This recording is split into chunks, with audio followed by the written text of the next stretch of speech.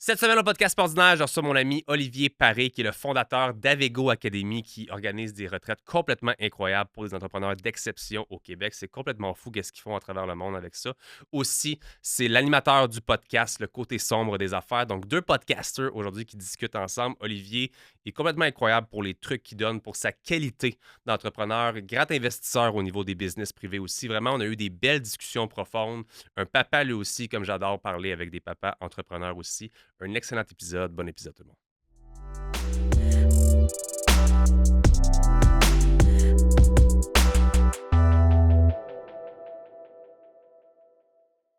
L'épisode d'aujourd'hui est une présentation de Liquidation 125+, qui est une magnifique compagnie québécoise de vente de produits au détail en ligne et ont aussi un magasin physique à Rawdon. Dans le fond, Liquidation 125+ rachète les plus grands détaillants au Québec et vous revendent les produits au meilleur prix. Je suis un assez bon acheteur compulsif en ligne, je magasine souvent en ligne et je peux vous garantir qu'il n'y a pas un site qui bat les prix de Liquidation 125+. Que vous vouliez aller en camping, acheter des cadeaux pour vos amis, pour vos enfants, de l'électronique, peu importe, rendez-vous au liquidation125plus.com pour les meilleurs prix au Québec. Un très grand merci à Liquidation 125+ d'être le partenaire officiel du podcast Sportdinaire. Olivier Paré au podcast Sportdinaire, comment ça va mon ami? Ça va super bien. Merci d'être là aujourd'hui, puis ton suit est incroyable, by the way. Tu fit avec le logo, tu fit avec les néons, comme... Il y a juste moi qui est habillé trop casual aujourd'hui, mais comme j'adore ton suit. L'important, c'est d'être soi-même. J'aime ça. Tu sais que j'aime ça être en t-shirt aussi. Je passe la plupart de mes journées en t-shirt, polo, mais j'avais le goût d'être en bleu. Ça faisait longtemps que je l'avais sorti, celui-là. T'es-tu plus un gars de suit ou t'es plus un gars quand même de casual? Parce que je te vois le plus souvent, évidemment, en ligne ou autre, en suit. Ouais. C'est-tu plus ta personne, tu dirais? Ça évolue, ça change. Ok. Ça dépend des moods. Ok. Ça dépend quel style de journée que j'ai puis de meeting. Ok. Je te dirais de moins en moins de suits, plus des sport jackets, Ok. mais des polos ben en masse. Hey, tu veux-tu une anecdote pour On commencer? Vas-y. Il y a presque personne. C'est rare que je dis ça, mais Vas-y. je n'ai pas fait mon bal du 5e secondaire. Ok. Sais-tu pourquoi? Pourquoi? Parce que je ne voulais pas me mettre en soude. Es-tu sérieux? Je te jure. J'avais les cheveux longs de même en secondaire 5 et j'ai pas été à mon bal parce que j'étais comme... Je pense que toi aussi, tu as eu une jeunesse un peu plus hardcore, moi aussi. Puis dans ces années-là, c'était une période assez sombre. Puis j'étais... Non, pas question que je me mette en soude pour un bal. Fait que j'ai été juste à l'after-bal. Incroyable. Parce que je voulais pas avoir de soude. J'adore ça. Puis aujourd'hui, on a J'ai un suit passé bleu, toute pétant. dans ma vingtaine, j'étais tout le temps en soude. Maintenant, c'est un peu moins ça. fréquent. Mais... Moi, j'ai jamais vraiment été en suit à part pour Non? des événements vraiment particuliers. Je sais pas si c'était pour me rebeller ou whatever, ou comme de pas vouloir le faire, mais maintenant, j'aimerais ça en avoir un, mais c'est vraiment pas ma personne. OK. Quand je l'ai pour des événements que j'ai faits, je me sens vraiment en confiance quand j'ai un suit. Mais je me sens pas nécessairement confortable ou... Fait que je suis encore un petit peu dans cette recherche-là, que je sais que moi, mon quotidien, c'est très... C'est soit très comme ça, casual, ou sinon c'est très oversize. J'aime beaucoup l'oversize. Ouais. Fait que je suis très... Pas anti-mode entrepreneur, parce que ça, je pense qu'on peut l'aborder quand même. Ça change beaucoup, ça. Je pense que tu t'en rends compte, comme tu l'as dit, tu changes un petit peu ta mode vestimentaire, toi aussi. Dirais-tu quand même que ça l'affecte peut-être la vision que les gens peuvent avoir de toi? Clairement. OK? Les gens, qu'on le veuille ou pas, on est tout le temps jugé. Oui. Puis je dirais même que je juge les gens, même si je le veux pas. C'est pas bien de juger les gens, mais c'est inconscient. On voit quelqu'un, on se fait une idée tout de suite. Fait que je pense que ça influence la perception des gens sur nous. Ça influence comment on se sent, tu l'as dit. Ce suit-là, quand je le mets, je me sens automatiquement comme powerful. Ouais. J'ai des power suits comme ça j'adore que j'aime ça.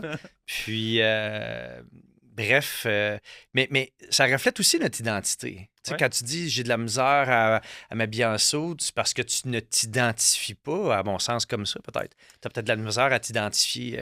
Oui, puis on dirait que l'étiquette j'aime... que ça peut peut-être paraître, justement. Je pense que oui, C'est puis je pareil. pense que j'ai toujours aimé être le mouton noir un peu. Puis autant que c'est une qualité que c'est un défaut, là, dans le sens que j'aime aller dans un endroit, puis que tout le monde est en soude, puis moi, je vais être d'une autre façon. Tu sais, des fois, je vais mettre des chapeaux, je vais mettre des choses que j'aime, que ça look, puis que ça... Ouais. Mais j'aime C'est beau, être les un chapeaux. petit peu anti... J'aime ça. C'est rare que le Tu sais, monde toi, mette tu viens des d'aller en chapeaux. Turquie, je pense, right? Ouais. Tu sais, moi, c'est pas C'est pour ça encore que j'ai les fait. cheveux un peu... On va parler, Noé. Je veux pas trop continuer de plein de sujets, mais bref, je suis d'accord avec toi. Mais je sais que c'est quelque chose que beaucoup de gens qui parlent encore ou que des fois des gens qui ne sentent peut-être pas bien dans leur code vestimentaire un peu, qui vont essayer de s'adapter à quelque chose. Moi, j'aime quand même que, comme tu l'as dit, penser à nous-mêmes de comment qu'on est. Puis peut-être aussi voir c'est quoi ton audience, c'est quoi les gens avec qui tu travailles. Je veux dire, moi, que les boissons énergisantes, je n'ai peut-être pas besoin d'être en soupe sur un day-to-day pour vendre plus de canettes non plus. Là. Je pense que ça reflète ta personnalité, mais aussi ce que tu veux projeter. Ouais. Je pense que c'est ça l'authenticité. Ouais. D'être qui que t'es, mais en même temps de paraître ce que tu veux avoir l'air aussi, Ouais. puis de ce que t'es. Mais justement, si tu files pas, que tu te vois pas comme un gars en veston, t'aimes pas ça, ben si t'en mets un, ça va se ressentir. C'est vrai. Fait que peut-être que d'avoir juste une belle chemise ou un beau polo, whatever. Je pense que c'est ça l'authenticité, d'être bien là-dedans.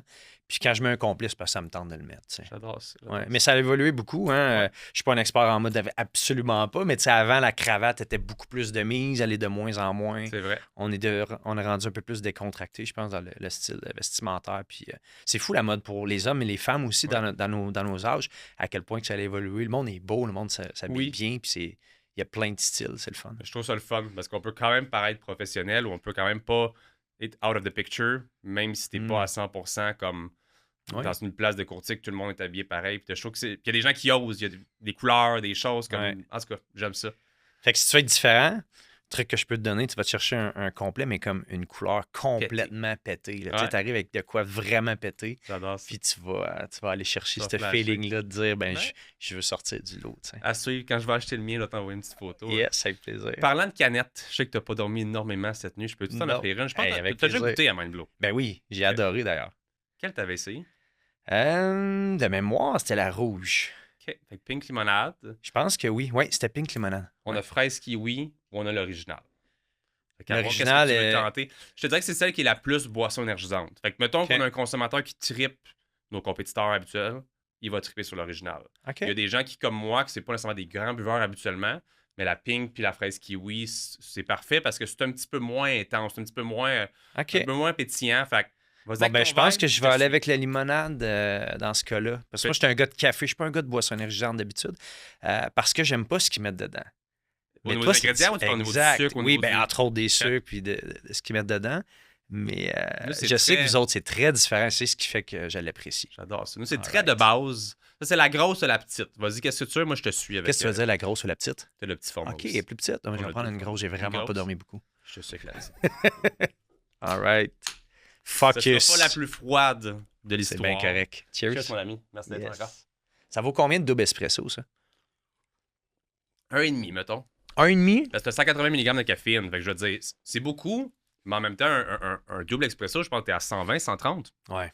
Fait que c'est quand même, tu sais, il y a des gens qui capotent beaucoup quand on parle de ça. C'est pas si intense que ça. Qu'est-ce qui est cool, nous autres, C'est tranquille pour moi. Là. ben, tu sais, 135 je mg, prends ici, beaucoup c'est d'espresso. relax. Beaucoup. Mais quand tu mets les nootropiques dedans, les ingrédients qu'on parlait, Ouais. les suppléments, Tu vas chercher le... cognitivement, c'est une autre game. Ouais. Puis t'as pas le down de l'after coffee. Exact. Moins, en tout cas. Puis tu augmentes la durée de vie de ta caféine en plus. Fait qu'au lieu d'être juste comme C'est stable up, plus down, longtemps. c'est comme ça. Puis quand ça Mm. relâche, c'est tranquillement. Fait que t'as pas le sentiment de comme fuck, je suis dormi réveillé. Oh fuck, je suis dormi Exact. fatigué. Fait que c'est. C'est ce qui fait pourquoi que quand je tombe dans le down, je reprends un autre café, puis un autre café, puis un autre café. Avec Mindblood, t'as pas besoin? Exactement.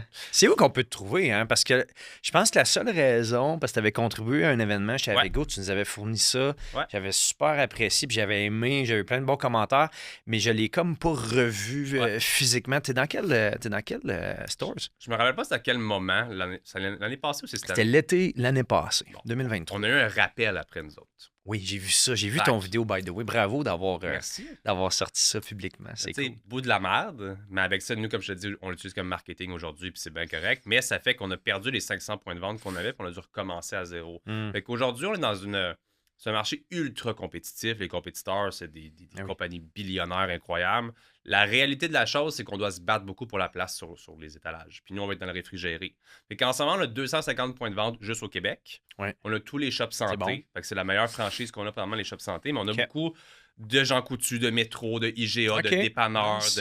La réalité, c'est qu'on n'a pas d'autres franchises complètes en ce moment. Fait que c'est ce qu'on travaille fort Mm. pour les négociations pour 2025. Parce que quand tu parles de marketing, j'ai beau te dire, hey, je suis au IGA à Saint-Jovite. Cool pour les gens d'autour. Mais celui Ouais. en Gaspésie, il s'en fout. Tu comprends? Exact. Fait que c'est un peu la réalité C'est très qu'on vit local. en ce moment. Exact. Fait que Shop Santé partout au Québec. OK. C'est facile pour n'importe qui de nous trouver. Super. Le reste, c'est regarde notre Selon map la région. interactive. Puis tu vas en ligne aussi.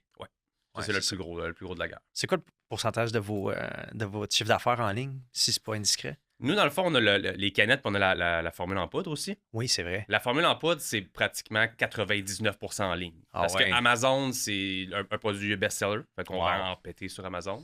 Notre site web, ça se passe très bien aussi. Puis on a commencé à trouver des façons créatives de cool. Tu veux augmenter ça, ben il te manque 5$ pour avoir ton free shipping. Ben oui. Pogne-toi un petit 4-pack, essaye. Fait C'est ça. on est très créatif pour aider à faire connaître la canette.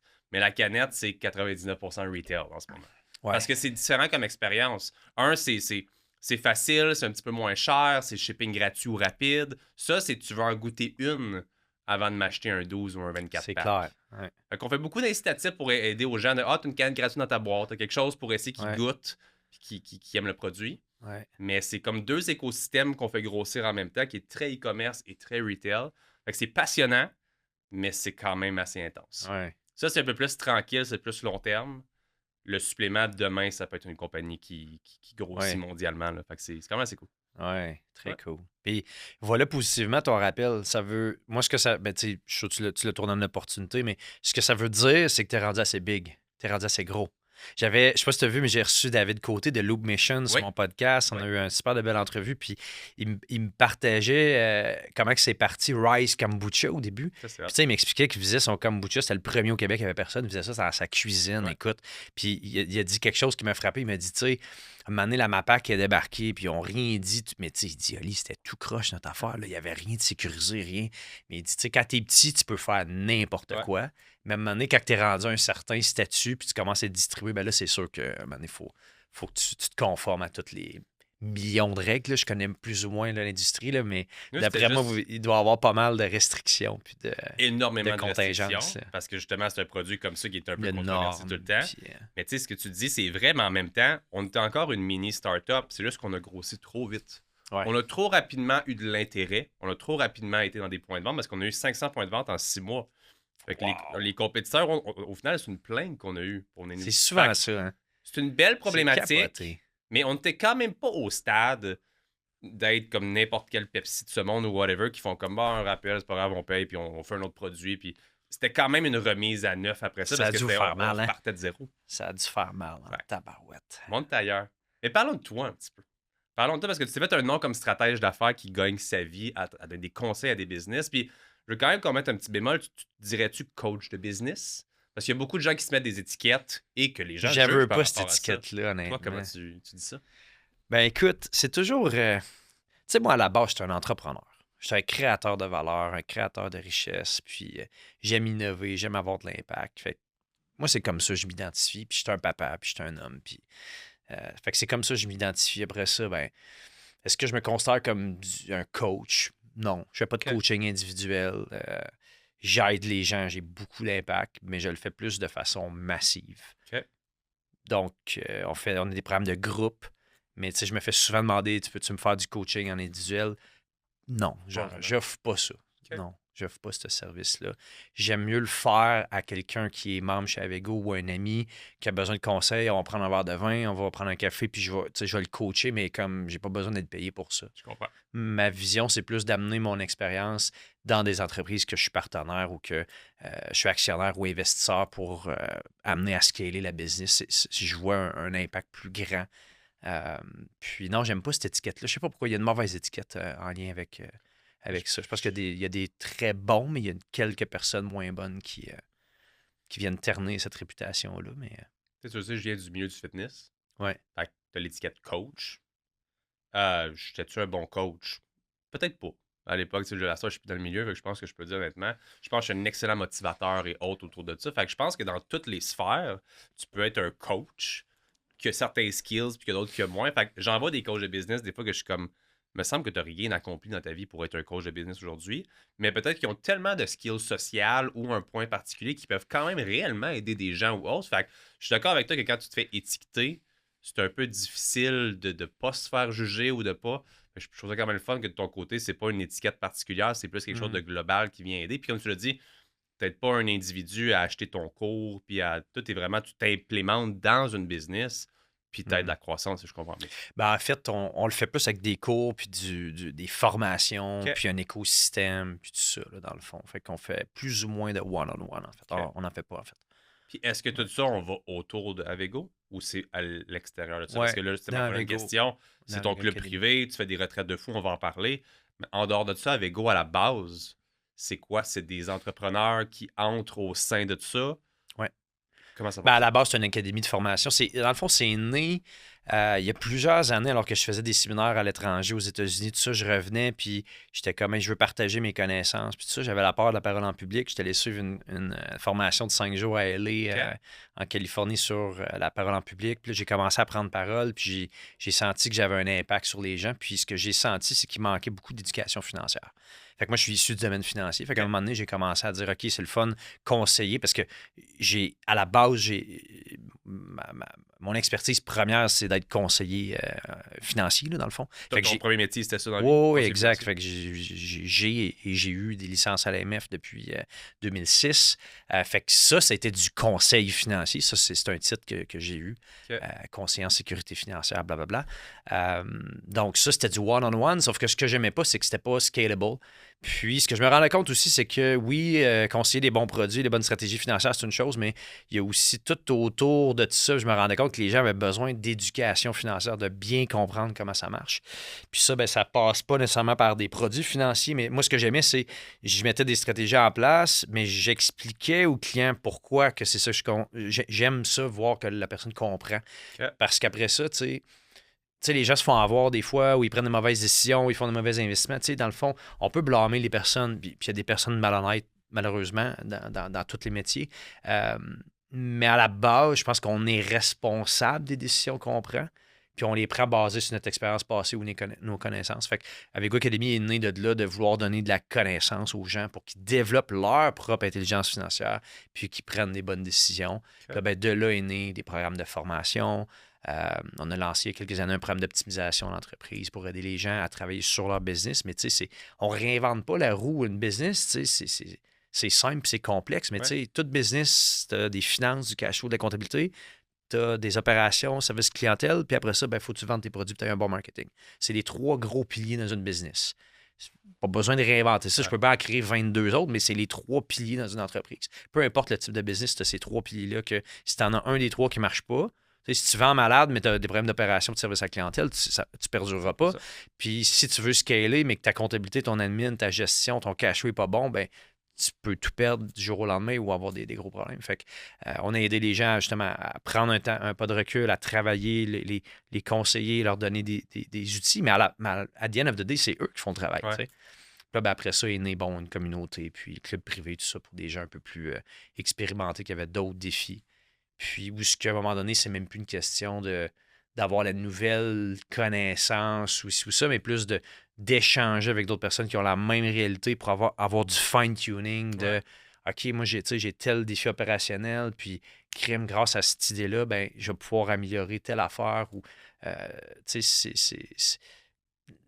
le succès, la business, c'est un paquet d'ingrédients mis ensemble. Puis des fois, si tu mets juste un peu trop de sel, ça se peut que ça goûte pas bon.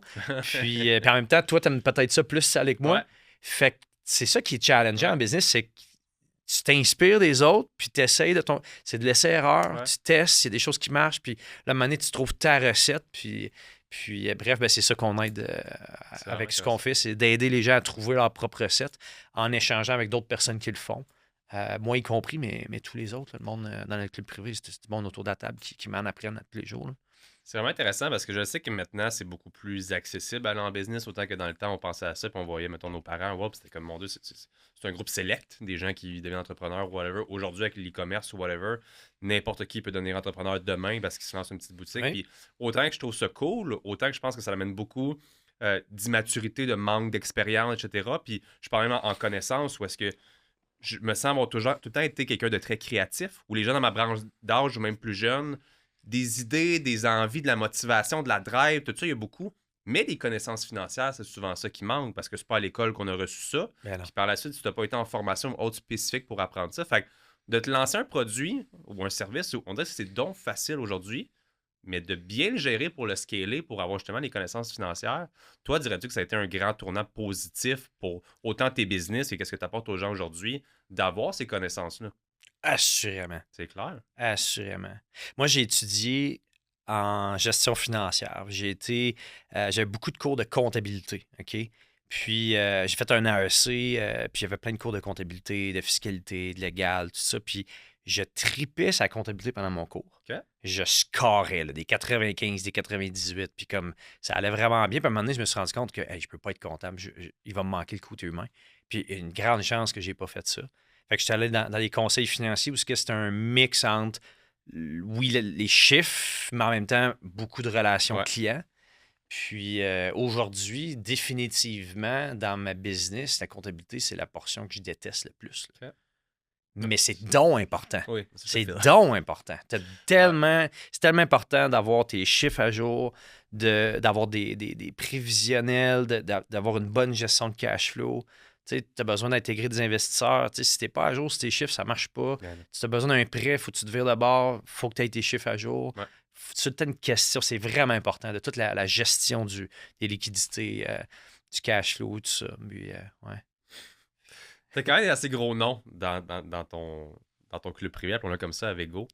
De ton côté, comment est-ce que tu as travaillé justement ce relationnel-là d'un peu, appelons-le networking ou autre, dans le sens, moi, en étant bien honnête, le podcast me sert beaucoup à ça. Parce que j'ai souvent été plus derrière mon clavier à faire les choses. Je suis un gars très social, mais j'aime beaucoup être derrière mes choses. Puis pour moi, le podcast, c'est comme la chance d'aujourd'hui. Ça fait longtemps qu'on se connaît des réseaux, mais on s'est jamais rencontrés. Puis quand on a une belle chance de se rencontrer aujourd'hui, puis on jase. Oui. Fait que le podcast, c'est ça pour moi.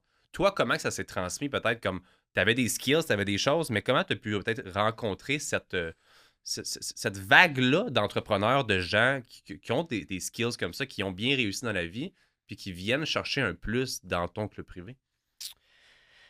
Écoute, c'est une question de contact, hein. C'est une question de relation. Puis chaque personne qu'on rencontre a le potentiel de nous référer à d'autres personnes ou nous introduire ou nous présenter ou nous mettre en contact. Mais à la base, pour que ça arrive, il faut que tu sois intéressant puis il faut que tu sois sharp. Ouais. Tu sais, si je pars d'ici puis que je sais que, je sais pas, tu as un contact que ce serait le fun pour moi de rencontrer, mais je pars puis tu as une mauvaise opinion de moi, ça ne te tentera pas de me le présenter. Ouais. Alors que si je pars d'ici puis tu as aimé ma vibe, mon Ouais. attitude, ma personnalité, ça va te faire plaisir de me le présenter. Ouais. Fait que je pense que c'est un mix d'être une bonne personne, d'avoir des skills sociales. Puis en même temps, il y a plein de monde qui réussissent. Je veux dire, Elon Musk, je pense pas que c'est le gars qui a le plus grand skill social. Là, Non. il est assez fucké. Mais fait que, tu sais, je pense que malgré qu'il y en a qui sont peut-être moins bons socialement, si tu es une bonne personne, tu reflètes des valeurs de respect, d'honnêteté, d'intégrité, que tu es le fun. Puis après ça, ben, c'est juste une question de tomber sur une bonne personne qui va te référer à une autre bonne personne qui finalement, ben, à un moment donné, c'est juste, ça finit plus. Tu sais, c'est comme, tu as accès à tout le monde. Ouais. Tu as accès littéralement à tout le monde. Il n'y a pas grand monde que je pourrais pas avoir accès aujourd'hui si je décide que j'ai besoin de parler à telle personne.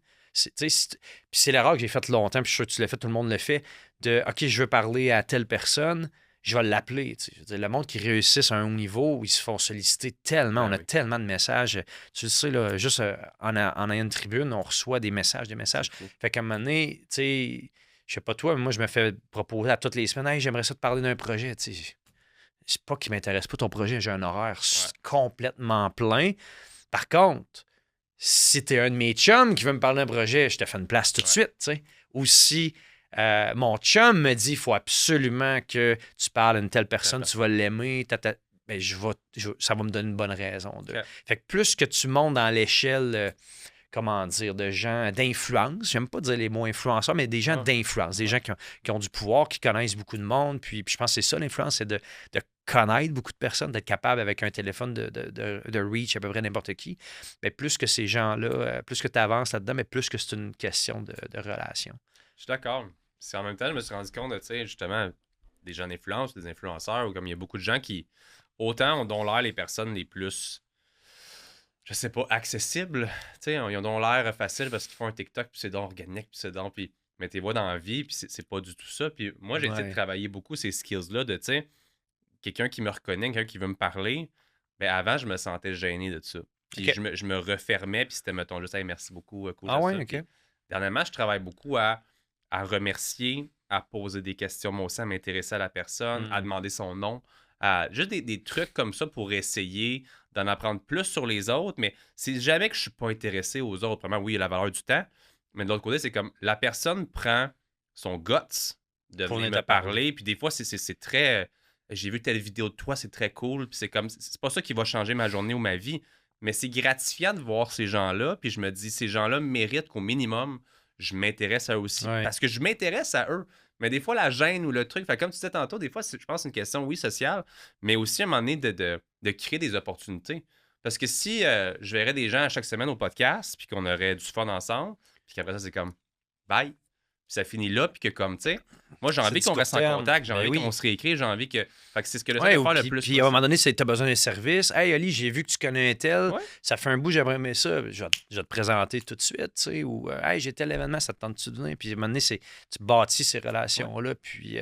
C'est opportuniste.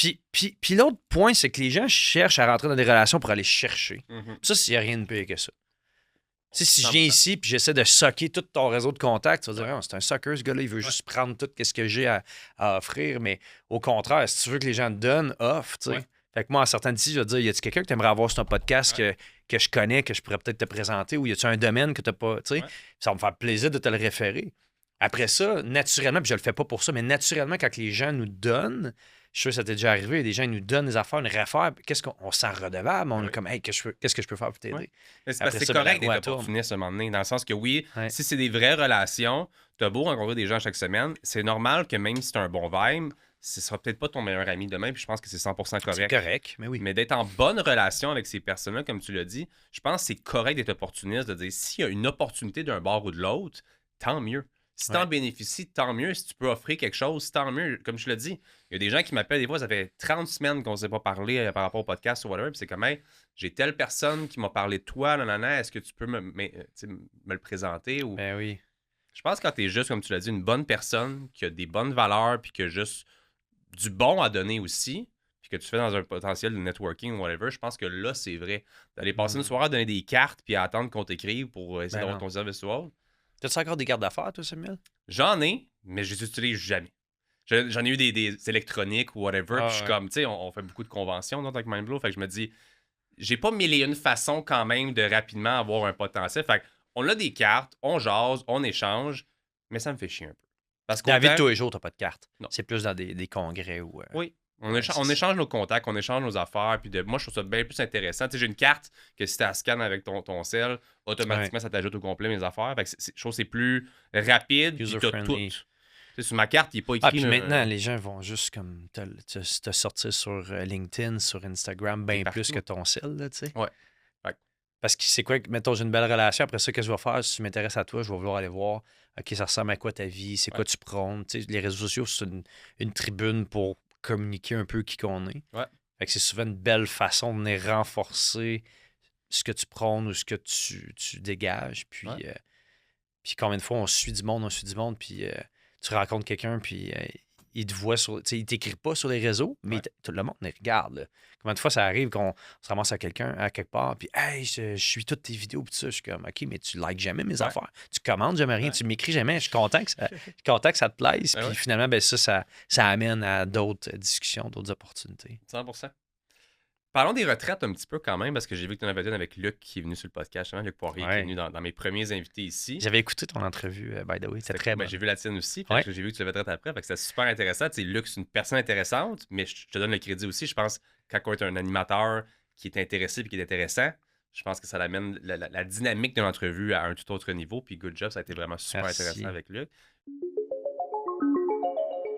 Hey, je prends une petite pause à l'épisode d'aujourd'hui pour vous parler d'un des sponsors du podcast Sportsnaire qui se trouve à être Shop Santé. Et aujourd'hui, je vous parle du produit du jour qui est le vrac. Quand vous vous rendez dans une succursale Shop Santé, il y a des beaux vracs au fond de la succursale et vous pouvez vous mettre il y a de la protéine, des EA, de la créatine. Vous faites un beau petit sac comme ça. Et tu sais, des fois, au lieu d'acheter un gros pot, on n'est pas sûr de la saveur ou whatever, tu peux tester carrément en te prenant un petit sac et tu peux goûter si tu aimes cette saveur-là et retourner. Et quand tu ramènes ton sac ou n'importe quel autre contenant, tu as même un 10% de rabais en plus. Fait que rendez-vous dans une succursale Shop Santé, allez vous chercher un petit vrac et on remercie évidemment Shop Santé de sponsoriser l'épisode d'aujourd'hui. De retour à l'épisode. Comment ça s'est passé peut-être justement ce processus-là de commencer des retraites? Puis je pense pas que la retraite a toujours été d'inviter une figure de marque particulière ou quelque chose. Comme je pense que dans Avego tout court, il y avait du plus value pour les membres de faire des retraites, des activités comme on a sponsorisé avec Mindblow ou autre. Comment ça a commencé cette aventure-là de retraite?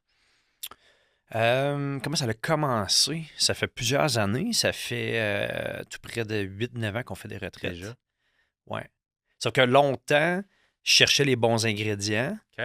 Puis j'avais un bon produit, sauf que j'avais de la misère à le faire connaître. OK. Fait qu'on faisait des top retraites. Puis c'est ça, des fois, il y a des gens qui me disent OK, Luc, c'est un premier invité. Non, mais on a toujours eu des invités de marque depuis des années. Mais on était moins vus, donc les gens ne le voyaient pas, mais on était là. OK. On était là, on a eu plein d'invités de marque dans les dernières années. C'est sûr qu'une personne comme Luc, c'est assez exceptionnel. Là. C'est unique d'avoir passé 8 jours ensemble en Grèce. Mais c'est parti de l'idée où il y a longtemps, j'avais fait un voyage dans le sud. J'avais appelé la Semaine des entrepreneurs. La première année, on était 33 personnes. La dernière année, on était 120. Puis, on avait tellement eu du fun. J'étais comme, OK, c'est cool, un voyage une fois par année dans le sud, mais c'est pas assez fréquent. Tu sais, quand tu fais une conférence, whatever, tu sais, après 2-3 semaines, la motivation, tu sais, comme on tombe dans notre quotidien, on oublie tous les contacts qu'on a fait, tout ça. Fait que je voulais créer une meilleure récurrence. Fait que là, de là est né le mastermind que j'appelais là il y a plusieurs années. Puis depuis, écoute, ça doit faire à peu près 9 ans qu'on fait minimum 3 retraites par année. C'est fou. Puis là, en 2024, on en a fait 5. En 2026, on devrait en faire 6 ou 7. Donc, ouais. Tu penses que t'en as pas en 2025 ou? Comment? C'est parce que tu n'en as J'ai-tu dit pas. 2026? Oui, 2025, excuse. Pas trop vite, là. Non, Ok, 2024, on en a fait 5. Et C'est 2025, excuse, on devrait en faire 6, 7. 6, 7, ouais. Vraiment cool. C'est vraiment cool. Puis c'est ça. Puis tu vois, ça, c'est un des ingrédients qui me manquait. Des fois, j'avais tout le temps des bons formateurs, j'avais tout le temps des experts, mais parfois, il me manquait une figure connue. OK. Fait que maintenant, on se donne une mission qu'à chaque retraite, on a une personnalité connue, avec pas juste connue qui a l'air beau publiquement, mais comme qui a un beau background, une belle histoire. OK. Puis ça fait en sorte qu'on va aller chercher de l'attraction. Mais ensuite, ben, on a un paquet d'autres formateurs qui sont moins connus puis qui ajoutent tout autant ou de la valeur énormément, mais qui contribuent peut-être un peu moins à se faire connaître. OK. Mais une fois que le membre est chez nous, ben là, après ça, il voit la valeur dans tout ce qu'on fait. Donc, ouais, on a eu des gens vraiment exceptionnels au cours des années. Parlant de membres, justement, je pense que je peux le dire sans gêne que c'est pas ouvert à tous, right? Mm-hmm. C'est pas n'importe qui. C'est assez contingenté, OK. le club privé, oui. Es-tu capable de donner un peu d'informations par rapport à ça ou? Par rapport à quoi? Je m'appelle Ce qu'on regarde, disons. Je m'appelle Mario. Demain, j'ai ma petite shop d'ébénisterie, j'ai envie d'aller chez Avego. Ouais. Qu'est-ce que vous recherchez? C'est quoi vos critères? C'est comment ça fonctionne pour devenir membre chez Avego? En fait, je pense que mieux tu connais ta clientèle cible, plus que tu peux avoir un produit qui est adapté pour eux. OK. On se comprend? Oui. Ça part de là. T'sais, si tu essayes d'être beau, d'être fin avec tout le monde, ben ça va donner des résultats X. Mais si tu réussis, tu connais tellement bien qu'est-ce que ton client a besoin, ses problèmes, qu'est-ce qu'il cherche, ben, tu peux développer un produit qui est parfaitement adapté à lui ou elle. OK. Fait que c'est un peu parti de là. Parce que des fois, on market beaucoup que c'est 10 millions et plus, le club privé, puis c'est vrai. Okay. On a quelques membres en bas de 10 millions, mais la majorité, 90% des membres qu'on a accueillis dans la dernière année, c'est du 20, 30, 40, 50 millions de chiffre d'affaires par année. Okay. Mais ça, c'est un des indicateurs. Après ça, le revenu que tu fais, si tu es une mauvaise personne, ben, tu ne rentreras pas plus. Puis okay. Si tu as un ego démesuré, tu ne rentreras pas plus. Fait que c'est un paquet de facteurs, mais c'est plus des phases d'entreprise. Fait que on a un programme qui plus pour les gens qui commencent à avoir des employés, mettons à partir de 500 000, 1 million de revenus, qui ont déjà une petite structure, mais qui ont trop de chapeaux. Donc ça, c'est plus un programme de formation. Après ça, on a lancé le programme Propulsion dans la dernière année. C'est plus des entrepreneurs entre 1 et 10 millions de chiffre d'affaires qui ont pas mal, qui ont le vent dans les voiles, sont en croissance, mais il manque un peu de structure, ils n'ont pas beaucoup de temps, ils ont trop de chapeaux, sont vraiment encore dans les opérations, mais ils sont conscients qu'ils doivent mettre en place des personnes, des processus pour pouvoir avoir une croissance soutenue à long terme. Fait que ça, c'est un programme qu'on a développé qui marche au bout, parce qu'il y avait beaucoup de monde qu'on refusait dans le club privé parce qu'ils n'étaient pas encore rendus là. Ben oui. Puis les gens du club privé, ce qui les démarque, si on peut dire, c'est qu'ils sont vraiment rendus en phase d'expansion. Ils ont tous des contrôleurs, ils ont tous des départements, ils ont mis en place une structure, sont vraiment en méga croissance. La plupart ont plusieurs entreprises, beaucoup d'immobilier. Fait qu'ils sont rendus retirés des opérations quotidiennes. Ils sont vraiment plus sur le business. Puis le but d'un entrepreneur devrait être ça, de réussir à sortir des opérations pour pouvoir travailler sur le développement d'affaires, les acquisitions, l'expansion d'affaires.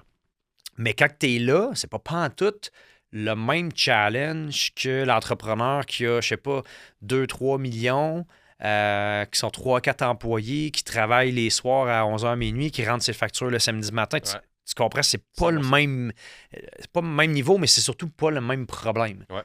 Donc, c'est un peu ça. Fait que le club privé a été adapté vraiment pour les entrepreneurs d'exception qui sont rendus à un autre niveau puis qui vivent d'autres défis, d'autres challenges. On va parler d'acquisition d'entreprise, on va parler de relève d'entreprise, on va parler de l'équilibre travail-famille est constamment là. La longévité, la santé, la performance, puis clairement tout ce qui est leadership, gestion. Donc, c'est vraiment plus là qu'on va se situer. Fait qu'à un moment donné, c'est ça, à force de faire des retraites, à connaître nos clients, là, on a vraiment pu élaborer un programme qui était en fonction de leurs besoins. Qu'est-ce qu'ils voulaient vraiment? Puis c'est ce qui fait que nos membres, ils restent, puis ils nous réfèrent, puis qu'ils trippent, puis qu'ils ont tout le temps hâte. Ils ont hâte de participer au prochain événement parce qu'ils savent que chaque événement est unique. À toutes les fois, c'est complètement pété. Puis à toutes les fois, on raise the bar, on fait... En tout cas, regarde, J'adore ça, c'est vraiment cool. C'est le fun, justement, comme tu dis, d'avoir pu ouvrir des portes à d'autres types d'entrepreneurs quand même, qui ne sont pas nécessairement rendus là. Puis ça me parle beaucoup de comprendre justement la réalité, comme tu l'as dit. Si j'en reviens encore une fois à moi, je suis pas rendu au stade d'être sur la business. Mais tu sais que c'est là que tu vas aller. 100%. C'est pour ça que Propulsion a été créée, parce que c'est dur de faire ce step-là. Ouais. C'est dur, mais une fois que tu l'as fait, là, sky's the limit. C'est clair. Sauf que tes défis, quand tu es à ce stade-là, sont différents du gars qui a 200 employés, mettons. C'est pas les mêmes défis. Puis en même temps, ce qu'on fait, c'est que nos membres du club privé, ils cherchent tout le temps à... Ils aiment aider, ils aiment mentorer, mais ça, c'est une autre affaire aussi, ce qu'on se fait dire tout le temps. C'est, à toutes les fois que je me ramasse dans une affaire de réseautage ou de coaching, je suis tout le temps en train de donner des conseils à tout le monde, mais ça revient jamais parce que la personne qui a, je sais pas, 100 employés, 25 millions de chiffres d'affaires, whatever, c'est sûr que, le jeune entrepreneur, que ça fait 7 ans qu'il est en business, 5 employés, il va peut-être lui donner un coup de main sur une coupe d'affaires, mais en général, il n'est pas encore rendu là. Fait qu'on voulait créer un environnement où ces personnes-là sont avec d'autres personnes comme eux autres. Puis là, ça finit que c'est tous des leaders autour de la table. Ils ont tous quelque chose à apporter, mais toutes les autres leur apportent. Puis là, ils viennent se nourrir de d'autres expériences de d'autres personnes. Puis là, on fait certains événements où les membres du club privé sont avec Propulsion. Okay. Fait que là, on a des plus jeunes entrepreneurs, mais qui ont tous été sélectionnés aussi. Ils rencontrent toute mon équipe. C'est pas un produit en ligne. Ouais. Ils rencontrent des gens, sont sélectionnés par notre équipe. On veut du monde sharp. Fait que ça finit que ces gens-là, ils se font tirer par le haut par le club privé. Ils vont développer un peu des mentorats. Ils vont faire de la business ensemble bien souvent, des amitiés. Mais les gens de notre club privé ont toujours des retraites exclusives à eux autres, où ça, c'est closed door, c'est juste avec du monde qui vivent la même réalité. Puis notre but, c'est de prendre nos membres Propulsion puis de les scaler, les aider à scaler pour qu'ils éventuellement arrivent dans le club privé. Puis on commence à avoir des résultats comme ça. Fait que ça, c'est cool. Le fun. Ça a l'air vraiment motivant, puis ça a l'air assez unique aussi. Fait que je trouve ça cool d'avoir justement un club select comme ça, mais en même temps d'avoir des opportunités comme ça, de la motivation interne, du mentorship interne, c'est vraiment cool. Ouais. Si on met de ton bord un petit peu plus, je pense qu'à la base, avant Vego, est-ce que c'est encore d'actualité? T'as eu ou t'as encore plusieurs business au niveau, là, si je vois bien ici, la tech et l'immobilier. Est-ce que c'est encore d'actualité? En fait, j'ai mon cabinet en finance là, que j'ai toujours. J'ai commencé là-dedans. Okay. Puis dans les dernières années, j'ai été investisseur dans quelques entreprises. Puis, je te dirais, depuis 2 ans, j'ai développé ma société immobilière quand même de façon intéressante. Partenaire aussi dans une compagnie de tech. Puis plusieurs autres acquisitions qui s'en viennent aussi, là, qu'on est dessus. Ouais. Toi, dans le fond, tu es issu du milieu financier. Ouais. Donc, tu es issu d'un monde de services et autres. Fait que ton premier bébé, ta première business se trouve au niveau du modèle financier. Puis par la suite, tu es directement devenu techniquement un investisseur. Oui, on pourrait dire ça comme ça. T'as-tu eu d'autres startups? T'as-tu eu d'autres essais dans d'autres sphères? Ou techniquement, tu as assez réussi dans ton domaine initial pour directement t'enligner vers un autre plateau par la suite? En fait, j'ai commencé dans le domaine financier qui m'a amené après ça à créer Avego Academy, qui est une autre société. Là. C'est vraiment distinct, c'est pas relié. Ouais. Et cette entreprise-là m'a amené à me développer énormément comme entrepreneur, à être entouré d'entrepreneurs. Puis les deux ensemble m'ont permis de développer dans le fond, mon expérience comme investisseur, comme entrepreneur. OK. Puis ça m'a amené à m'ouvrir d'autres portes puis d'autres opportunités, là. C'est cool, parce que je le vois quand même l'espèce de porte d'entrée possible du milieu financier. Premièrement, cette compréhension-là des choses. Mhm. Je veux dire, encore là, de faire des acquisitions, faire des choses, on va en parler un petit peu plus tard. C'est des gros moves, c'est des moves importants, c'est des Ouais. moves, mais tu sais, entre acheter une entreprise ou des parts ou continuer dans un projet existant versus démarrer du jour au lendemain un produit ou un service un petit peu différent, mais tu sais, un produit physique de A à Z, c'est quand même une toute autre réalité. Fait que, En fait, je sais c'est quoi, à quel point c'est compliqué partir une business. C'est vraiment compliqué, c'est très risqué, c'est long. Fait qu'à un moment donné, il y a quelques années, j'ai eu une réalisation, puis j'ai dit, tu sais, c'est tellement long, mais tu sais, tout partir from scratch, là. Tu sais, de développer ton produit, Ouais. tester ton marché, ton marketing, développer tes opérations, tes systèmes informatiques. Tu sais, ça prend du temps. Tu sais, tu peux pas juste faire un chèque, puis mais non, ça marche pas comme ça. Tu sais, c'est du temps, c'est de l'essai-erreur. Fait qu'à un moment donné, j'ai réalisé que, OK, scaler, démarrer une business puis la faire croître, ben, il y a un coût d'opportunité d'années ou tu sais, de temps à Ouais. investir. Puis c'est de là où, à un moment donné, j'ai comme réalisé que ben, ma croissance devrait passer beaucoup plus par des acquisitions, des partenariats, où tu achètes quelque chose qui a déjà des revenus, qui a déjà passé cette période-là ultra risquée des 3, 4, 5 premières années. Puis là, tu embarques pour la ride, pour Ouais. ramener ça à un autre niveau. Ça ne veut pas dire que c'est plus facile, mais c'est plus rapide de passer une business d'1 million à 5 millions que de passer de 0 à 1 million. Je suis d'accord. Je suis d'accord à 100%. Aujourd'hui, j'aimerais vous parler d'un des sponsors du podcast Ordinaire depuis les tout débuts, qui se trouve être la compagnie québécoise Mindblow Energy. Puis on ne sera pas de cachette, c'est mon entreprise. Donc j'ai créé une entreprise de boissons énergisantes québécoises à base de nootropiques et on est très fiers de sponsoriser le podcast Ordinaire depuis ses tout débuts. On sponsorise la même entité, c'est moi qui l'anime. Hein? Mais les boissons Mindblow Energy, qui est une grande découverte que j'ai faite il y a quelques années, les nootropiques sont des ingrédients qui augmentent vos fonctions cognitives. Donc à l'intérieur, c'est pas juste de la caféine, c'est une boisson qui est supplémentée. Donc vous avez des ingrédients qui vous aident pour tout ce qui est focus, énergie, bonne humeur, mémoire. Une super compagnie québécoise que je vous invite, si vous voulez supporter le podcast ordinaire, à aller vous en procurer. Vous pouvez vous rendre au mindblowenergy.com et utiliser le code PASORDINAIRE pour 10% de rabais. Sinon sur amazon.ca, on est numéro 1 pour les produits énergisants ou un peu partout au Québec dans plusieurs points de vente. Merci beaucoup. Est-ce que tu sens quand même, puis c'est quand même une question particulière, qu'il y a peut-être moins de sentiments d'appartenance et de passion dans quelque chose comme ça que tu vas acheter, que tu vas rentrer, que tu vas vouloir scaler, versus quelque chose que tu pars de A à Z? Puis je te pose cette question-là parce C'est une bonne que question. j'ai souvent été perdu dans mon cheminement professionnel à être trop passionné sur quelque chose ou trop attaché à quelque chose et que de le garder techniquement. Tu sais, je parle, mettons, dans le fitness, j'en ai parlé dans d'autres podcasts. J'ai trop longtemps conservé cette entreprise-là sans en être passionné. Et au final, tu vois, je l'ai vendue à perte pour m'en débarrasser. C'est rendu un débarras. Donc, je te pose la question parce que justement, quand tu ne pars pas quelque chose de A à Z, tu as peut-être moins l'attachement initial de j'ai trouvé le nom. Puis, j'ai lancé le produit. Tu sais, comme moi, mettons la formule, on est attaché à la formule. Ah, ton logo, tu l'aurais changé. Non, je suis attaché à mon logo. Il y a une valeur sentimentale à des décisions que tu prends. Ouais. De ton base, c'est-tu différent? Ah non, tu as été right on. Puis, tu sais, on dit souvent qu'en business, il ne faut pas être émotionnel. Ouais. On l'est tous pareils, là, mais on sait qu'il ne faut pas l'être. Puis, quand on est émotionnel, c'est souvent pas les bonnes décisions qu'on prend. Puis, clairement que quand c'est ton bébé, tu sais, que tu es parti, tu as bien plus d'émotions que quand tu étais investisseur ou whatever. Je l'ai vécu dans la dernière année. Tu sais, j'ai racheté une compagnie de tech, j'étais investisseur. Moi et des partenaires, on était supposés être 100% passifs. Il y a eu une débâcle, ça a mal marché. Le CEO a eu des difficultés, tout ça. Puis la compagnie s'est ramassée en faillite. On a dû racheter la faillite. Puis là, je gère cette entreprise-là. Je suis un des actionnaires. Okay. Mais c'était pas prévu. Là. Moi, je voulais pas être actif. Ouais. J'étais passif, puis c'était ça le but. Puis c'est pour ça que j'avais investi. Puis là, je me suis ramassé pour sauver les meubles, à être impliqué dans la direction. Mais je gère cette business-là tellement différent des autres, c'est capoté parce qu'il n'y a pas d'émotion. C'est pas mon bébé qui l'a créé. Fait que là, je me vois vraiment plus comme je regarde la business d'en haut, puis je prends des décisions, puis c'est pas moi qui est dans le day-to-day. Puis j'enligne les gens, puis on prend des décisions stratégiques, la vision. C'est un rôle qui, dans le fond, j'ai le même rôle techniquement que mes autres business, mais je le fais d'une façon très différente. Parce que je pars pas avec le bagage du Ouais. startup. Puis je suis arrivé comme après, puis là, ben, je gère ça comme on devrait gérer une business. Comment qu'on fait pour faire du profit? C'est quoi les priorités? C'est où qu'on met les budgets?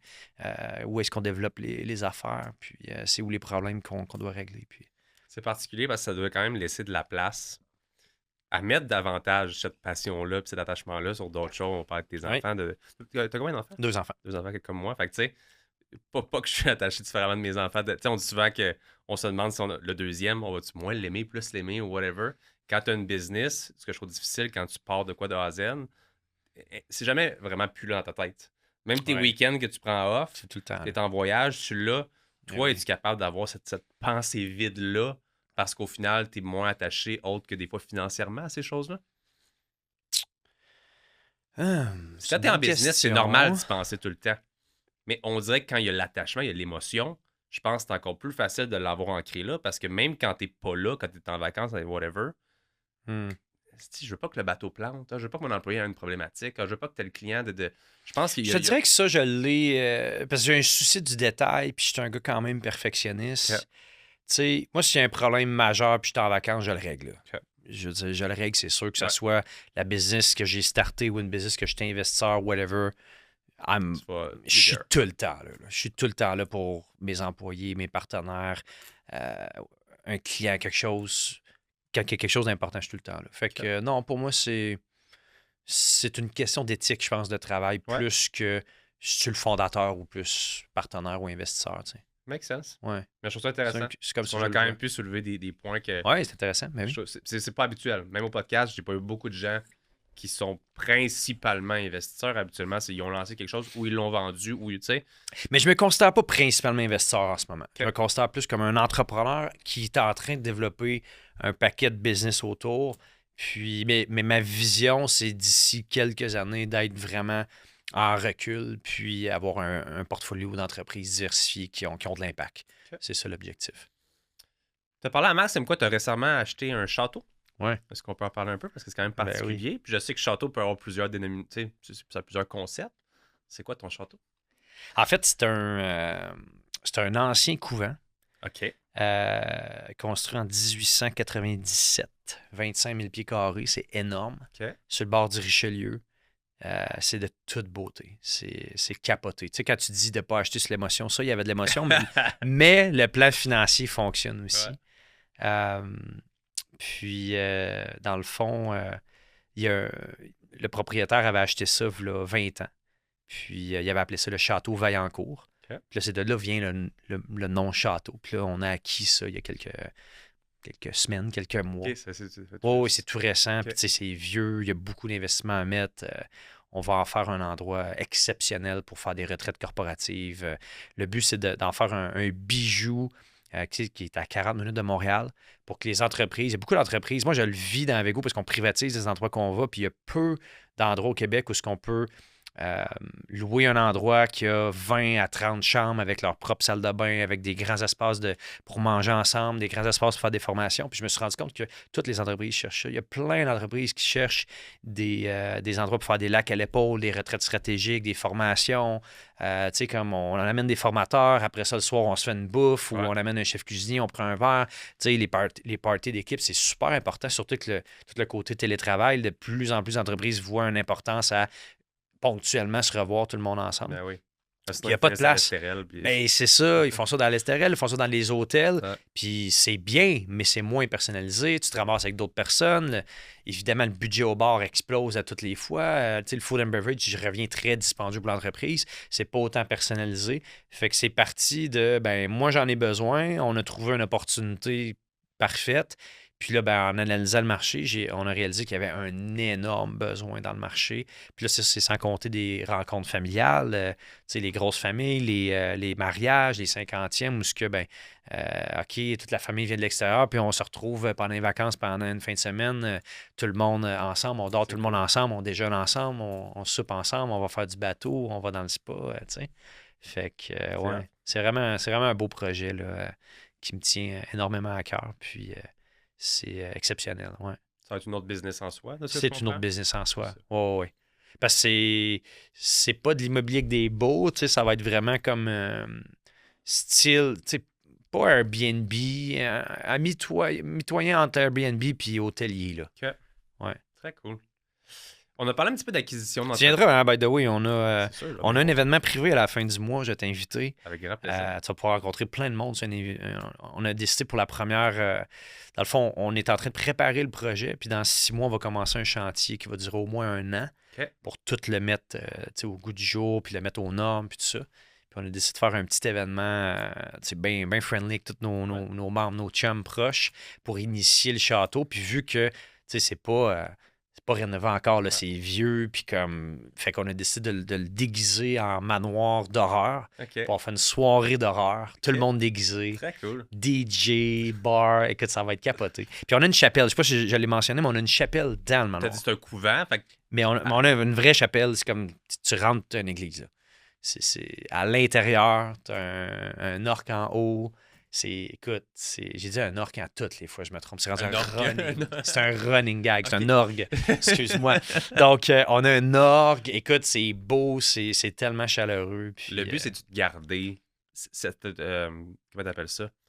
la chapelle ou le. Ben, un petit peu tout le cachet, pardon. ouais. C'est ça que je Oh, cherchais. oui, clairement. Le but, c'est de garder ce cachet-là qui est très antique, qui est très. C'est pas demain, c'est rendu L'objectif, moderne. là, c'est de garder, tu sais, il y a des murs en briques, le bois, on va garder le plus qu'on peut, Ok. tout en remettant ça, tu sais, propre et beau et chaleureux, tu sais. S'il y a des pièces ou des choses que vous départissez, je sais pas si t'as écouté l'épisode avec Emmanuel Hébert, Non? qui lui, dans le fond, était. Oui, en fait, il m'a écrit, vrai? c'est peut-être suite, peut-être tu as parlé de moi, je sais pas, mais on s'est Même pas. parlé la semaine passée, Emmanuel, ouais. C'est lui qui a le manoir, je sais pas à quelle ville? Châteauguay. Ouais. Puis que justement, lui, c'est un collectionneur qui revend. Puis, fait que, il a acheté une coupe d'église pour avoir Ouais. le truc. Fait que C'est hot, je mentionne ça. S'il y a des choses que vous gardez pas, je suis sûr que lui serait super intéressé d'acheter, clairement. d'acquérir ça. C'est vraiment intéressant. Puis je vais être là avec grand plaisir parce que je trouve ça cool. Je trouve que c'est C'est quelque différent. chose. Puis de voir un vibe comme ça, là, ça va être très, très cool. Puis on a l'ancien propriétaire, c'est un monsieur de 75-80 ans, il va venir. Ok. On a une super de belle relation avec lui. On l'a invité à ce qu'il vienne, puis il va servir un petit cocktail à l'arrivée. Puis comment t'appelles dans une église un confessionnal? Oui. Ça? Ouais, c'est ça. Il va confesser les gens quand ils vont Ok. arriver. Tout le monde va être déguisé. Ils vont se faire confesser par... C'est un vrai. pas en tout. C'est l'ancien Ok, propriétaire, mais tu sais, il est tellement de partout, il est tellement sharp Très cool. qu'il va les confesser avec le petit cocktail de bienvenue. On a comme plein de petites surprises de même. Bref, on a vraiment plein de choses à faire avec J'adore ça. ce bel endroit-là. là. Très hâte de voir ça. Ouais. Si on met rapidement à l'acquisition des entreprises, je sais de ton côté, je pense, tu dis et tu sais que c'est plus intéressant que n'importe quoi que d'investir. Est-ce que tu dirais jusqu'à investir en immobilier et en bourse? Est-ce que tout ce... Ben, c'est différent. Tu sais, je Ok. pense que chaque investissement a des pour et des contre. Hein. L'investissement boursier est clairement rentable, clairement plus sûr parce que c'est des sociétés publiques. Puis oui, tu vas avoir de la volatilité, mais à long terme, tu vas toujours faire un bon rendement si tu as des bonnes compagnies. Par contre, c'est très impersonnel. Tu n'as aucun pouvoir de décision. Tu sais, tu es garant de ce qui se passe sur le marché. Fait que la compagnie peut faire plein d'argent, mais il arrive un contexte économique ou de l'incertitude, puis la valeur de portefeuille baisse du jour au lendemain. Mais ça ne veut pas dire que ça ne remontera pas. Fait que c'est très différent, mais c'est impersonnel. L'immobilier, pardon. L'immobilier est une classe d'actifs qui va toujours rester, qui a moyen de faire des super de bons rendements. L'entreprise privée, ben, je dirais que c'est la classe d'actifs, puis c'est démontré que c'est la classe d'actifs, le private equity, qui a le plus fort potentiel. Mais c'est le plus fort risque aussi. Il y a plein d'entreprises qui se plantent. Fait que c'est pas pour tout le monde. Puis ça vient avec plein d'inconvénients. Tu sais, ton portefeuille de bourse, tu peux le vendre demain matin, tu sais, puis tu as ton argent dans ton compte dans les jours ouvrables qui suivent. Ta compagnie privée que tu investis, ça va moins bien, puis tu veux sortir, ben, ça se peut que tu ne sois pas capable de sortir, puis ça se peut que tu perdes ton argent. Ça se peut que tu prévoyais avoir un exit dans 5 ans, mais ça en prend 10. Tu pourrais peut-être avoir des profits, des dividendes, mais finalement, la direction change de voie ou de vision, puis finalement, ben, on réinvestit, puis il n'y a pas de dividendes avant 10 ans. Fait qu'il y a comme plein de facteurs. Fait que je pense que c'est pas nécessairement... C'est historiquement la classe d'actifs qui est la plus rentable, mais ça ne veut pas dire que c'est la meilleure pour chacun. Tu sais, chaque individu est différent, puis ça prend un minimum de skills. Là. Tu sais, parce que tu peux acheter un stock à la bourse sans trop de compétences ou de connaissances. Puis en plus, tu as plein de gens qui peuvent te conseiller, mais même toi-même, il y a des titres que tu sais que tu ne planteras pas. Une compagnie privée, si tu n'es pas habitué de faire ça, si tu ne connais pas la lecture des états financiers, si tu tu n'as pas la vision de business de ben, c'est quoi le potentiel, c'est quoi les risques, etc., ben, le due deal devient un peu plus compliqué. Là. Comme on dit, high risk, high reward. Exact. L'acquisition comme ça, est-ce qu'on parle d'acquisition-acquisition, ce qui veut dire vraiment, comme tu l'as dit tantôt, prendre une entreprise qui est en difficulté, puis c'est de l'acquérir avec un groupe d'investisseurs ensemble, puis de 100% de l'acquérir, ou est-ce que c'est plutôt... On n'est pas dans la branche d'investisseurs, de juste... Ah, mais tout est possible. C'est ça qui est cool. OK. Fait qu'il y a plusieurs volets. Tu sais, toi, par ce- exemple, tu pourrais dire j'achète une compagnie qui fait un autre produit Ouais. complémentaire à ce que je fais. Puis, je sais pas, tu fais X millions de chiffre d'affaires, elle a fait le même chiffre d'affaires, tu doubles ton chiffre d'affaires avec l'acquisition. Puis là, ben, tu sais que parce que les autres sont dans tel point de vente, ça va t'aider à rentrer Mindblow, boum, tu viens d'exploser avec la valorisation de ton autre business. Ouais. Ou à l'opposé, ben, tu sais que toi, tu es dans des points de vente que les autres sont pas, puis que si tu fais l'acquisition là, tu pourrais les rentrer, mettons, Shop Santé, je te donne une idée comme ça, mais que les autres sont pas la Shop Santé. Puis là, tu sais qu'ils font, je sais pas, 4 millions de chiffre d'affaires par année. Puis là, tu évalues que, OK, si je les acquiers, je les prends, je les rentre dans le Shop Santé, on peut monter de, je sais pas, 25 de leur chiffre d'affaires. Ben, tu sais qu'en achetant, tu vas augmenter ta valorisation de 25 dans la prochaine année. Créatif, Ça, j'aime ça. Ben, puis là, ben, après ça, tu peux l'acheter, tu peux te négocier quelque chose où ce que tu es partner, puis tu gèles le prix passé. Puis là, tu mets partner sur la plus-value avec des comptes à rendre avec justement parce que tu sais que tu vas amener de la croissance. Fait que tu sors zéro cash. Tu sais, dans une transaction comme ça, tu te mets avec le compétiteur, tu te mets 50-50.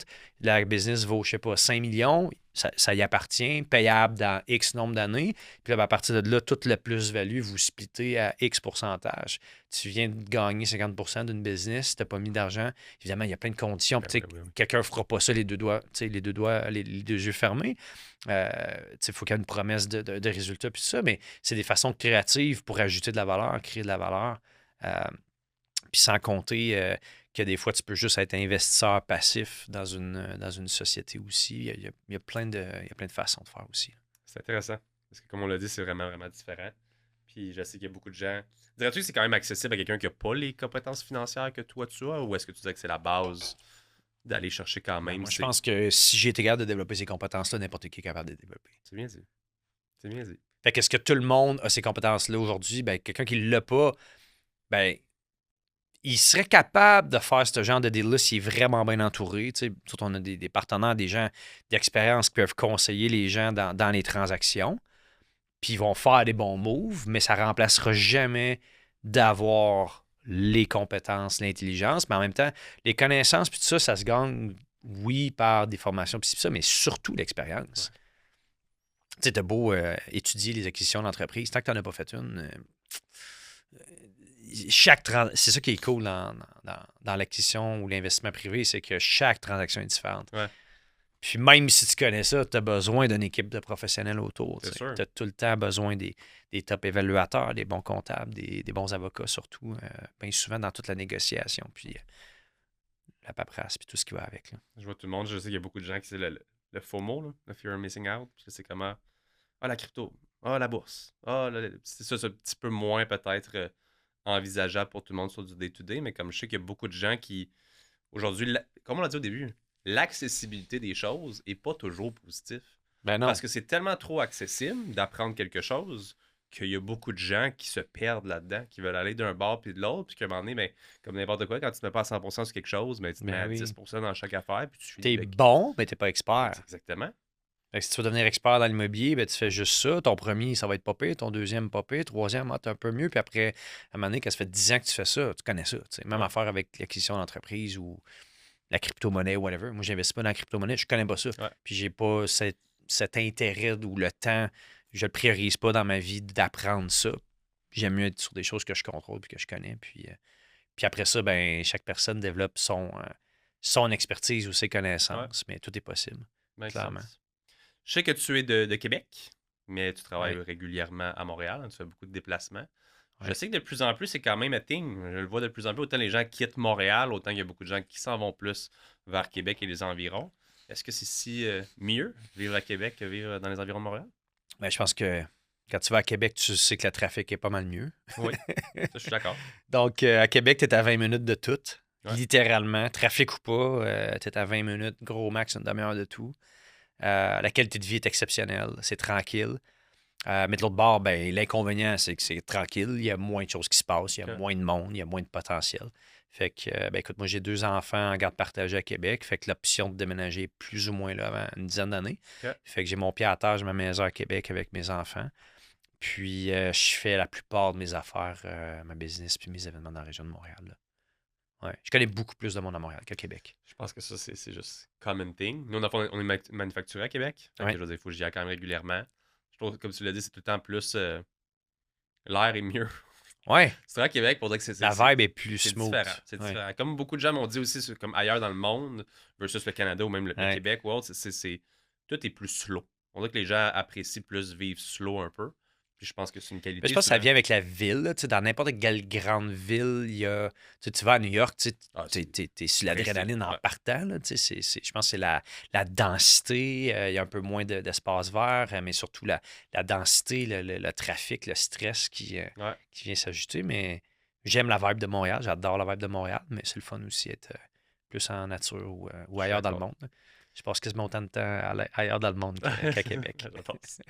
Si je te pose la question, c'est une question que j'aime souvent poser qui n'est même pas là-dedans par rapport au papa qui vient sur le podcast. Puis Ouais. J'aime ça connaître un petit peu la dynamique, le vibe, comment toi tu vois ça, la vie d'entrepreneur en étant papa en même temps. Là, de ce que je comprends, c'est que tu es séparé, donc il y a garde partagée.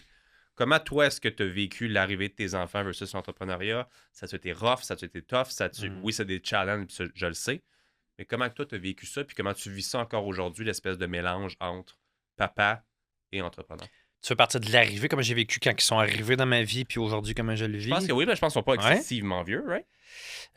Non, mais ma fille, elle a 13, mon petit gars, quand 11. même, Fait quand que quand même, là. Ok, ça fait un j'aurais petit pensé bout. plus jeune, peut-être pas Non. aussi jeune que les miens, mais ils ont quand même un certain âge. Oh, Fait que je veux ouais, dire, c'est un autre game. t'es loin des couches puis des affaires. Très loin de là. Mais la Je suis dynamique plus d'un problème d'iPad, de comportement. de mots français pris sur YouTube qui se disent pas. Puis, Wesh. wesh. Ouais. Mais oui, tu peux partir de la base si tu veux, mais je veux savoir en général, tu sais, ta vie, comment est-ce que tu la vois en tant que papa et entrepreneur, puis est-ce que pour toi, ça a chamboulé beaucoup de choses. Ouais. Puis comme que moi, je dis souvent, pour moi, les enfants m'ont donné un why à pourquoi je fais tout ça. Parce que des fois, on fait tout ça, puis on est comme, pourquoi? L'argent, fine, mais pourquoi tu veux autant d'argent? Ouais. Toi, comment tu vois? Ben, first, moi, je m'étais dit dans ma vingtaine, rempli d'ego, que j'allais jamais avoir d'enfant tant que j'allais pas être libre financièrement. OK. Juste pour te donner une idée de où je pars. Là. Ouais. C'est comme moi, là, je vais être riche quand je vais avoir des enfants. Tu sais, c'était ça que je me disais, là. Quel con. Fait que d'avoir de mes enfants et tomber enceinte de ma fille, écoute, mon gars, j'avais pas une crise de scène. OK. J'étais broke, là, les cartes de crédit remplies. Puis comme, j'étais comme, non, mais qu'est-ce que c'est ça? Puis là, en même temps, tu sais, t'apprends que ta blonde est enceinte. C'est la plus belle chose au monde. De l'autre bord, j'avais des amis qui essayaient d'avoir des enfants qui n'étaient pas capables depuis 10 ans. C'est comme, c'est comme un privilège de la vie d'avoir un enfant. Fait que l'avortement n'a jamais été une discussion. Ouais. Fait que c'était comme, ben, on va avoir l'enfant, puis je vais juste figure it out. Puis, je te dirais qu'à ce moment-là, j'étais en transition dans mon entreprise de services financiers. J'étais pour une compagnie d'assurance, puis je voulais m'en aller à mon compte. J'étais travailleur autonome, mais je voulais partir ma business.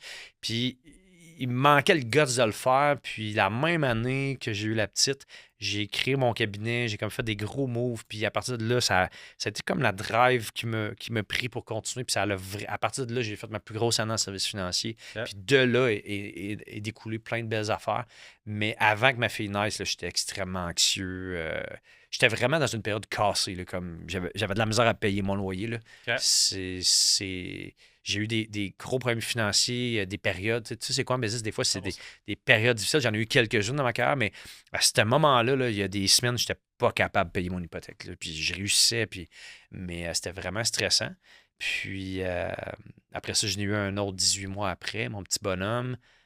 Écoute, j'ai eu mon petit bonhomme. J'étais en construction de mes premiers bureaux commerciaux.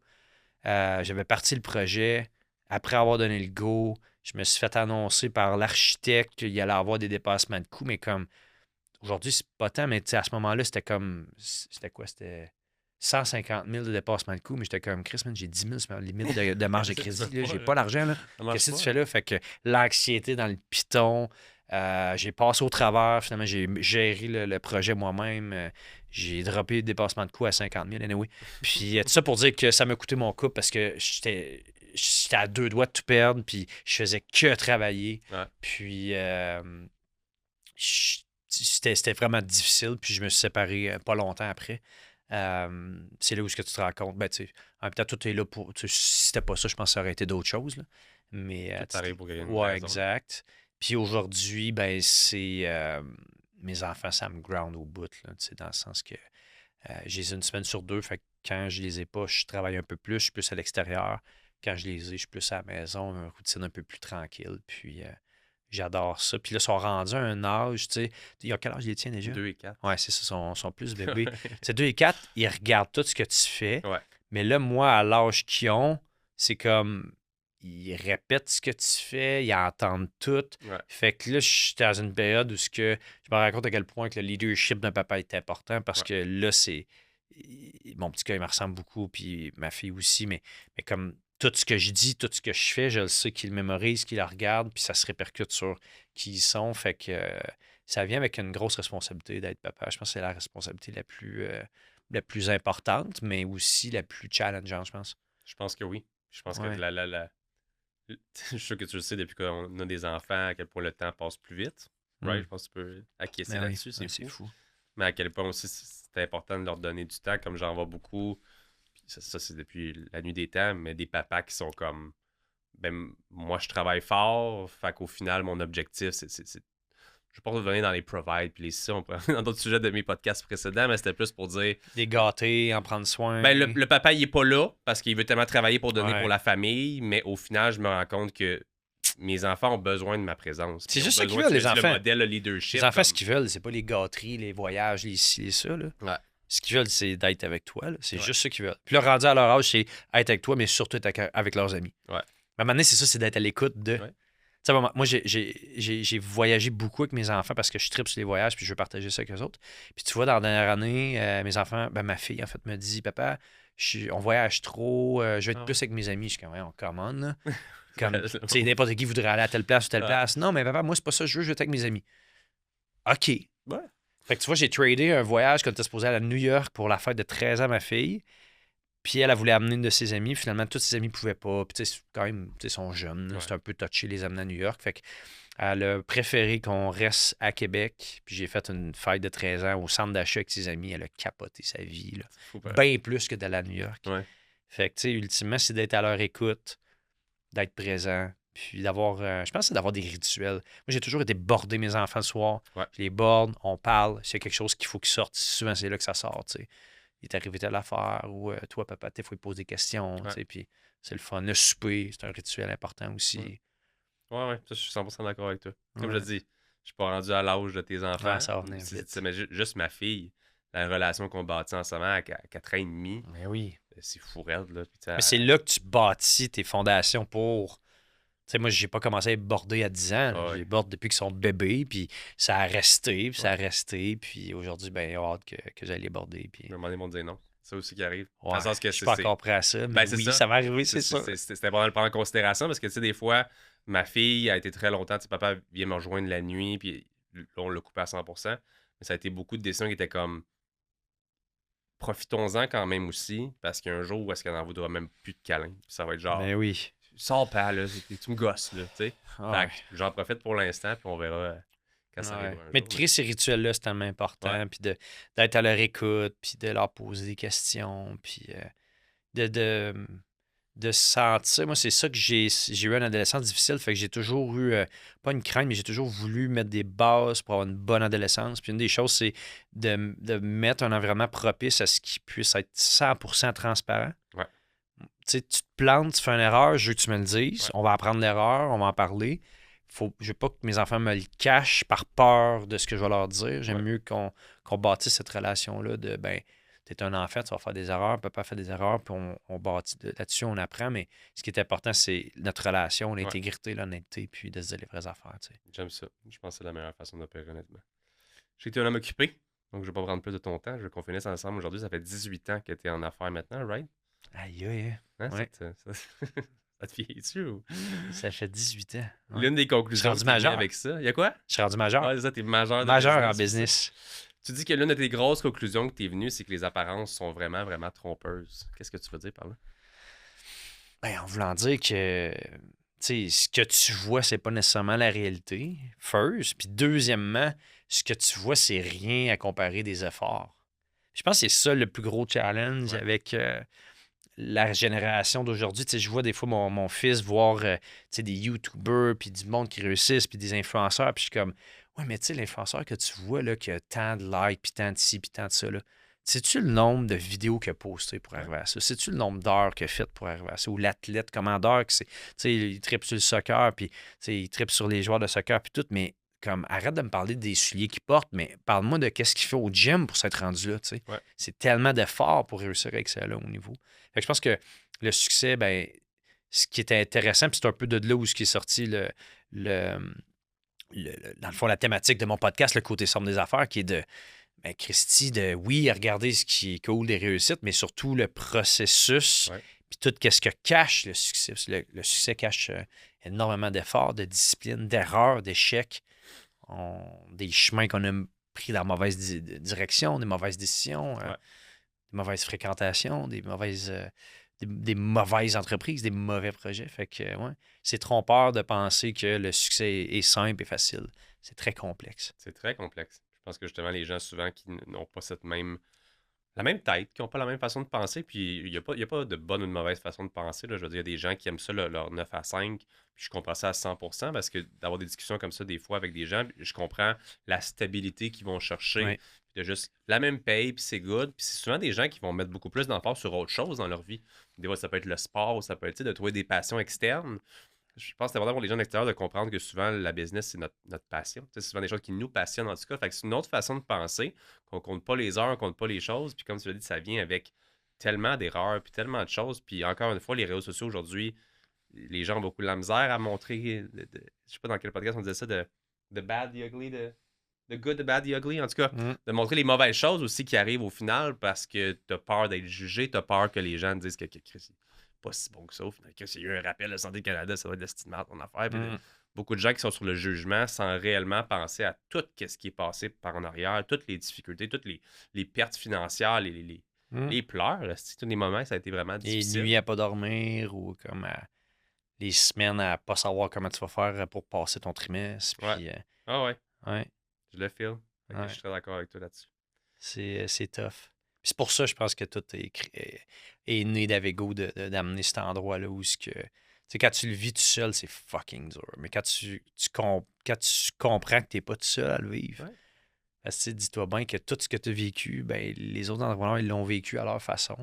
Puis à un moment donné, juste de parler, d'échanger, de se sentir compris, ben, ça a énormément d'influence positive pour se relever. Parce que dans le fond, quelqu'un qui réussit, c'est juste quelqu'un qui a échoué une fois de plus. Ouais. Tu sais, dans le sens qu'il a continué une fois de plus après un autre échec. Il n'y a personne qui a eu un grand succès comme juste des succès. Il y a tout le temps des problèmes, il y a tout le temps des erreurs. Puis la majorité des gens, à un moment donné, se tannent, puis là, ils lâchent la serviette. Puis ça, c'est dur, parce qu'à un moment donné, des fois, il faut que tu lâches la serviette, mais des fois, il ne faut pas que tu lâches. Fait que c'est d'avoir cette maturité-là, de dire, OK, est-ce que je lâche parce que j'abandonne, puis je vais passer à côté de la pépite d'or qui s'en vient juste à quelques coups de pelle plus loin, ou OK, je suis vraiment juste dans la mauvaise direction, puis là, je prends ma perte, puis je passe à un autre étape. Parce que des fois, c'est ça la meilleure décision aussi. Mais tu sais, comme tu le disais tantôt aussi, à quel point tout ce que vous englobez dans les programmes ou autres, tu sais, tu peux avoir des belles semaines, des beaux mois, puis dans le positif, puis être ça, puis ça se peut que tu reviennes à la maison, puis que ta femme, c'est peut-être pas ça qui la drive. Je veux dire, oui, l'argent fait beaucoup de bonheur, fait beaucoup de choses, acheter des opportunités, mais ça se peut que tu reviennes chez vous, puis que les discussions que tu as, ça n'a pas rapport à ça, que ta vraie motivation soit peut-être pas ça à 100%, ou que si tu as eu un bon mois, c'est parce que tu t'es planté là, c'est parce que tu n'as pas été au gym du mois, c'est parce que tu as mal mangé, parce que tu n'avais pas le temps ce mois-ci, puis que tu as plein d'autres problèmes que peut-être que d'avoir une gang comme ça pour jaser ou pour essayer de trouver des trucs ou des choses, parce que... Puis de te ramener à cet essentiel-là de, OK, la business, c'est important que ça marche bien, mais ta santé aussi, tes relations aussi, ton sommeil, tu sais, comme, il y a tellement d'autres, tu sais, ton côté spirituel, ta santé, tes relations, tes amis, ta famille, ta relation avec toi-même. Oui, parce que tu n'amènes pas dans le cercueil juste ton argent, là. Ça n'a aucune importance. Mais il y a beaucoup d'autres choses que tu amènes. Puis je pense que tes relations en général, puis ça, on le dit souvent au podcast aussi, si tu prends pas soin de toi, comment tu veux prendre soin des autres? Fait qu'à un moment donné, de juste faire de l'argent, c'est cute. Mais ça peut être futile aussi des fois. Si toi, t'es pas là. Ça part de toi. Oui. Ça part de toi. Puis dans le day-to-day, c'est dur pour les entrepreneurs souvent parce qu'ils sont trop occupés. Mais de juste, encore là, avoir des rituels de sais, je pars une fin de semaine avec ma femme, puis on ferme tout, tu sais, à tous les trimestres ou à tous les mois, whatever, une soirée, une fois de temps en temps, des retraites, des moments où ce que tu fermes tes affaires, puis tu penses, tu regardes ta vie d'en haut, puis tu fais comment on dit, un assessment là, de OK, c'est quoi qui va bien, c'est quoi qui va vraiment bien, puis c'est quoi qui va mal, puis c'est quoi qui va vraiment mal, puis comment je règle ça, tu sais, qu'est-ce que je peux faire pour améliorer ça. Parce que souvent, c'est ce qui va très mal ou mal qui va nuire à ce qui va bien, qui pourra aller encore mieux, tu sais. Ouais. C'est de jongler avec cet équilibre-là qui est fucking tough. C'est pas évident. Non, c'est ça qui nous passionne. Ouais, C'est ça qu'on aime. exact. Olivier Paré, un grand merci d'avoir été avec moi Ça fait aujourd'hui. plaisir. Avec Go Academy, le podcast, le côté sombre comment on dit?